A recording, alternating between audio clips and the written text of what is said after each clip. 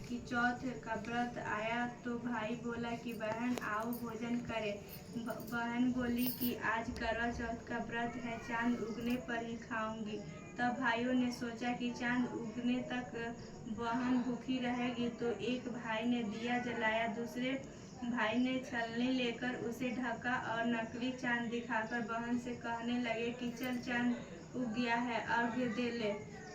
बहन अपने भाइयों से कहने लगी कि चलो अर्घ दे, तो भाभिया बोली तुम्हारा चांद उगा और हमारा चांद तो रात को उगेगा। बहन ने जब अकेले ही अर्घ दे दिया और खाने लगी तो पहले ही ग्रास में बाल आ गया, दूसरे ग्रास में कंकड़ आया और तीसरे ग्रास मुंह की ओर किया तो उसकी ससुराल से संदेशा आया कि उसका पति बहुत बीमार है, जल्दी भेजो।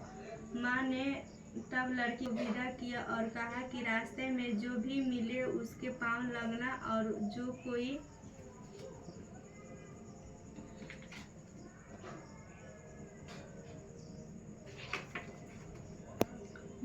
सुहाग का आशीष दे तो उसके पल्ले में गांठ लगाकर उसे कुछ रुपये देना। बहन जब भाइयों से विदा हुई तो रास्ते में जो भी मिला उसने यही आशीष दी कि तुम 7 भाइयों की बहन, तुम्हारे भाई सुखी रहे और तुम उनका सुख देखो। सुहाग का आशीष किसी ने भी नहीं दिया। जब वह ससुराल पहुंची तो दरवाजे पर उसकी छोटी ननद खड़ी थी। वह उसके भी पाँव लगी तो उसने कहा कि सुहागिन रहो, सपूती हो। तो उसने यह सुनकर पल्ले में गांठ बांधी और ननद को सोने का सिक्का दिया।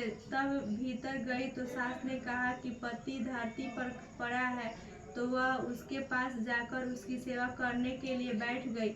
बाद में सास ने दासी के हाथ बची खुची रोटी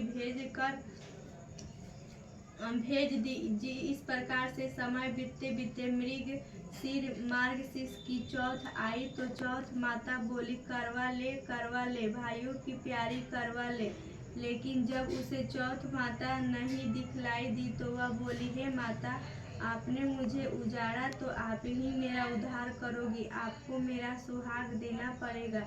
तब उस चौथ माता ने बताया कि पौष की चौथ आएगी, वह मेरे से बड़ी है, उसे ही सब कहना, वह ही तुम्हारा सुहाग वापस देगी। पौष की चौथ आकर चली गई, माघ की चली गई, फाल्गुन की चली गई, चैत्र बैसाख जेठ आषाढ़ और श्रावण भादों की सभी चौथ आई और यही कहकर चली गई कि वह आगे वाली को कहना। असौज की चौथ आई तो उसने बताया कि तुम पर कार्तिक की चौथ नाराज है, उसी ने तुम्हारा सुहाग लिया है, वही वापस कर सकती है, वही आएगी तो पांव पकड़कर विनती करना।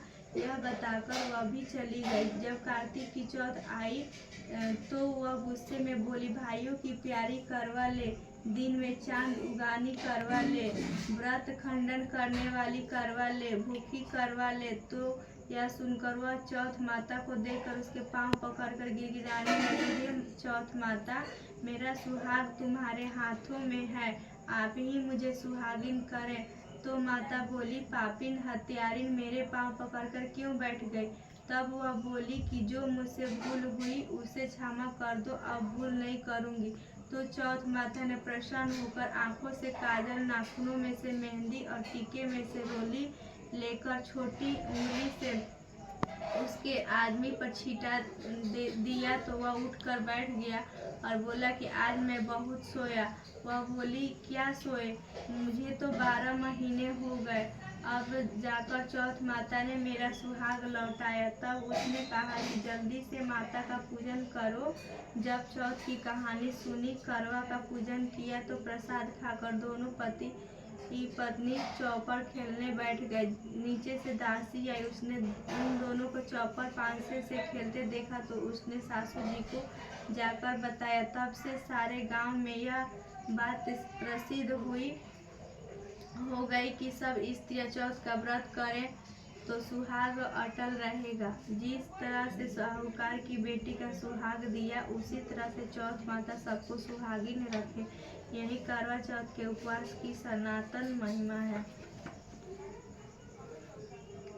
अति प्राचीन काल की बात है। एक बार पांडु पुत्र अर्जुन तप करने के लिए नीलगिरी पर्वत पर चले गए थे। इधर पांडवों पर अनेक मुसीबतें पहले से ही थी। इससे द्रौपदी ने शोक विहल हो कृष्ण की आराधना की। कृष्ण उपस्थिति हुए और पूछा, कहो क्या कष्ट है तुम्हें प्रभु?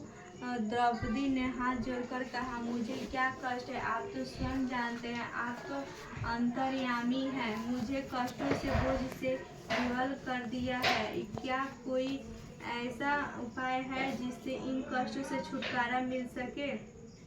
तुम्हारा प्रश्न अति उत्तम है द्रौपदी। कृष्ण मुस्कुराकर बोले, प्रभु फिर मुझ दुखी नारी का कष्ट दूर करने का उपाय बताइए। द्रौपदी ने बोला, यही प्रश्न एक बार पार्वती जी ने शिव जी से कर दिया था। तब श्री शिव जी ने करवा चौथ का विधान बताया था। फिर प्रभु करवा चौथ की जानकारी मुझे भी दीजिए और उसकी कथा कहिए। तब कृष्ण ने एक पल सोचने के बाद कहा, दुख सुख जो सांसारिक माना जाता है, प्राणी उसमें सदा ही लिप्त रहता है। मैं तुम्हें अति उत्तम करवा चौथ की कथा सुनाता हूँ। उसे क्या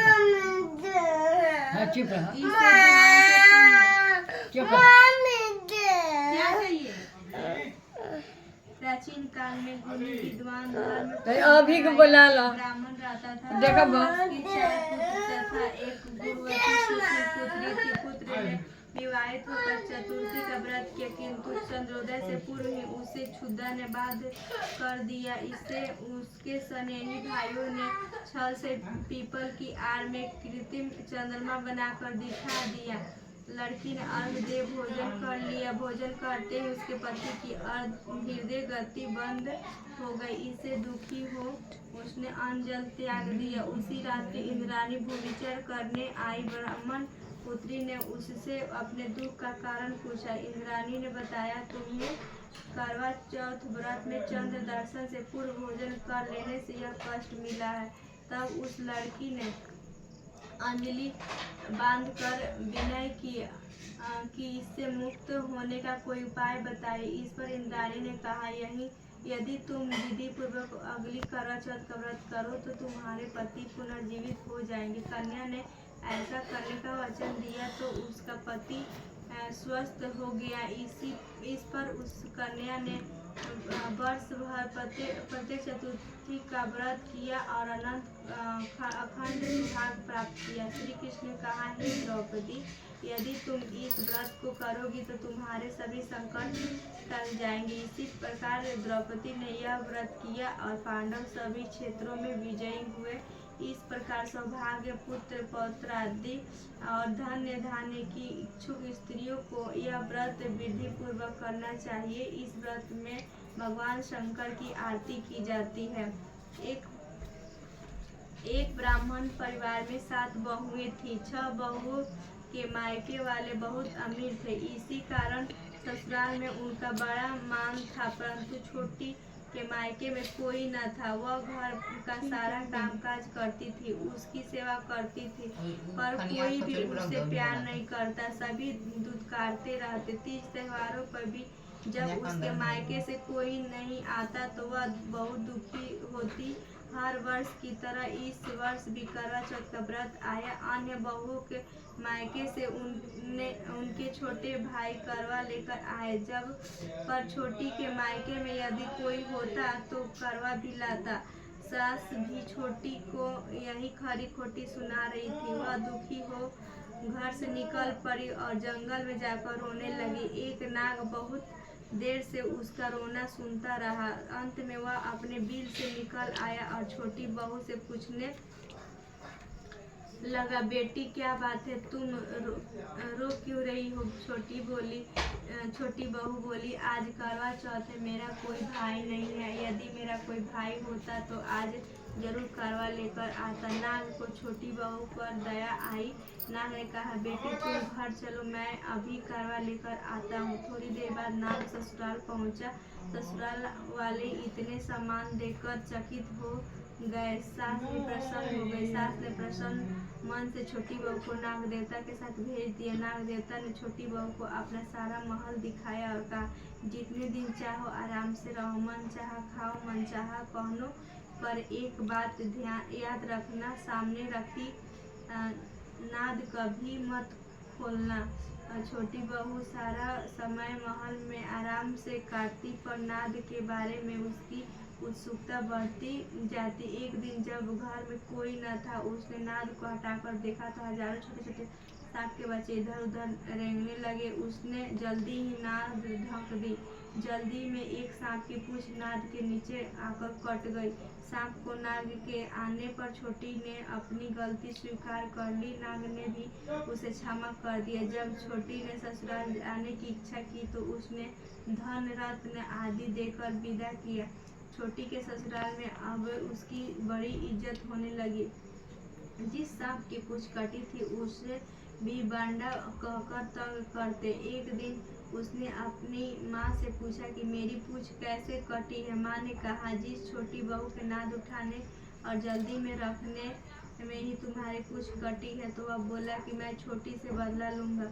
माँ के बहुत समझाने पर भी वह एक दिन चुपचाप छोटी के घर जाकर छुपा और मौका पाकर उसे काटने की सोचने लगा। वह छोटी बहू और उसकी सास में किसी बात पर बहस हो रही थी तो छोटी कसम खाकर कह रही थी कि मैंने ऐसा नहीं किया। वह कह रही थी कि मुझे बांडा भैया से प्यार कोई नहीं है, उन्हीं की कसम खाकर कहती हूँ कि मैंने ऐसा नहीं किया। बांडा ने जब सुना तो वो सोचने लगा, जो मुझसे इतना प्यार करती है मैं उसे ही काटने आया हूँ। वह चुपचाप घर चला गया। माँ ने पूछा, ले आए बहन से बदला? वह कहने लगा, माँ बहन से कैसे बदला? तभी से बांडा भाई व छोटी बहन हुए। भाई प्रतिवर्ष चौथ के दिन करवा लेकर जाता व बहन बड़े प्यार से करवा चौथ का व्रत करती। प्राचीन काल में करवा नाम की एक पतिव्रता स्त्री अपने पति के साथ नदी किनारे एक गांव में रहती थी। कार्तिक मास के कृष्ण पक्ष की चतुर्थी के दिन उसका पति नदी में स्नान करने के लिए गया। स्नान करते समय एक मगरमच्छ ने उसका पैर पकड़ लिया। वह करवा करवा नाम लेकर जोर जोर से अपनी पत्नी को पुकारने लगा। उसकी आवाज़ सुनकर उसकी पत्नी दौड़कर आई और उसने मगर को कच्चे धागे से बांध दिया। मगर को बांधकर वह यमराज के यहाँ पहुंची और यमराज से बोली, भगवान मगरमच्छ ने मेरे पति का पैर पकड़ लिया है, अतः पैर पकड़ने के अपराध में आप अपने बल से उस मगरमच्छ को नरक में ले जाओ। यमराज ने कहा, अभी मगरमच्छ की आयु शेष है, अतः मैं उसे नहीं मार सकता। इस पर कारवा ने कहा, यदि आप ऐसा नहीं करोगे तो मैं आपको श्राप देकर नष्ट कर दूंगी। यह सुनकर यमराज डर गए और उस पतिव्रता स्त्री करवा के साथ जाकर मगरमच्छ को उन्होंने यमपुरी भेज दिया और करवा के पति को दीर्घायु प्रदान की। उसी दिन से यह करवा चौथ मनाई जाती है और सुहागिनी स्त्रियों के द्वारा व्रत रखा जाता है। हे करवा माता, जैसे तुमने अपने पति की रक्षा की वैसे सबके पतियों की रक्षा करना।